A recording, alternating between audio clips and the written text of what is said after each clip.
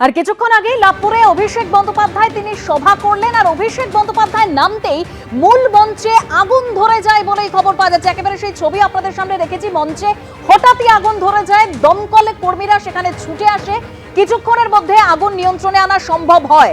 কিন্তু কিভাবে এই আগুন লাগলো আমরা জানবো আমাদের প্রতিনিধি ভাস্কর মুখোপাধ্যায়ের কাছ থেকে। ভাস্কর,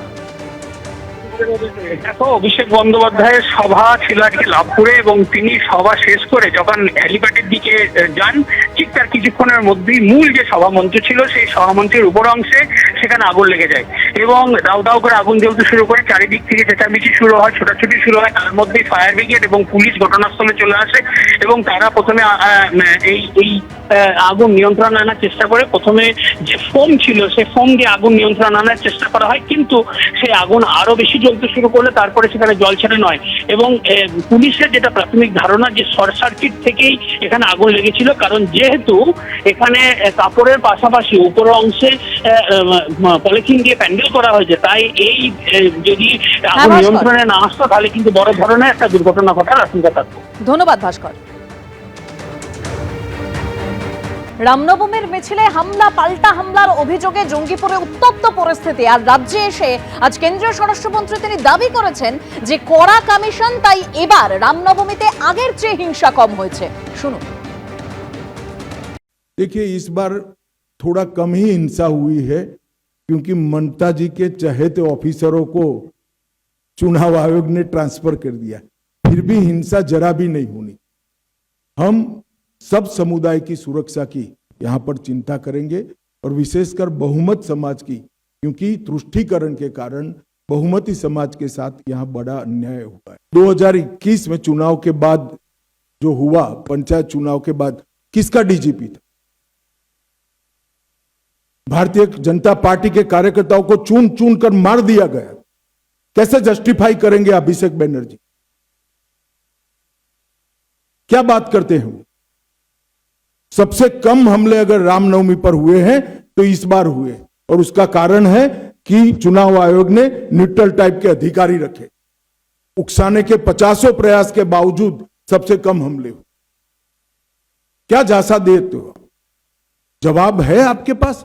25,000 लोग झारखंड में शरण लिए थे आपके भय के कारण, आतंक के कारण।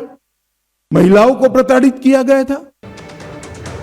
অমিত শাহর বক্তব্য শুনলেন। আর আজকে লাভপুরের সভা থেকে অভিষেক বন্দ্যোপাধ্যায় বলছেন যে বিভিন্ন জায়গায় রামনবমীর নামে দাঙ্গা লাগানোর চেষ্টা করা হচ্ছে, আক্রমণ করেছেন তিনি। শুনুন। বিভিন্ন জায়গায় রামনবমীর নামে দাঙ্গা লাগানো শুরু করে দিয়েছে। আচ্ছা, আমরা দুর্গাপুজো উৎসব পালন করি, 10 দিন ধরে বাংলায় দুর্গাপুজো হয়, কোথাও দাঙ্গার খবর পান?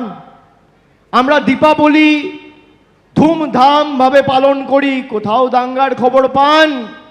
সরস্বতী পুজো, লক্ষ্মী পুজো, জগদ্ধাত্রী পুজো পালন হয়, দাঙ্গার খবর পান? পবিত্র ঈদ পালন করা হয়, দাঙ্গার খবর পান? বড়দিন, নতুন বছর, পয়লা বৈশাখ পালন করা হয়, গুরু নানক জয়ন্তী, মহাবীর জয়ন্তী পালন করা হয়, দাঙ্গার খবর পান? বিজেপি মানেই দাঙ্গাবাজ। আপনি আপনার পাড়ায় যান, আপনার এলাকায় দেখুন, ডান দিক বাঁ দিক চেয়ে দেখবেন কোনো ভদ্রলোক, সভ্য লোক, মার্জিত লোক, শিক্ষিত লোক বিজেপি করে না। যত চোর, ছ্যাচোর, চিটিংবাজ, 2 নম্বরি, মাতাল, যত 2 নম্বরি, ভুঁইফোড়, ভাঁওতাবাজ দেখবেন সব বিজেপি। মদ খেয়ে রামনবমী করছে, তরোয়াল নিয়ে রামনবমী করছে।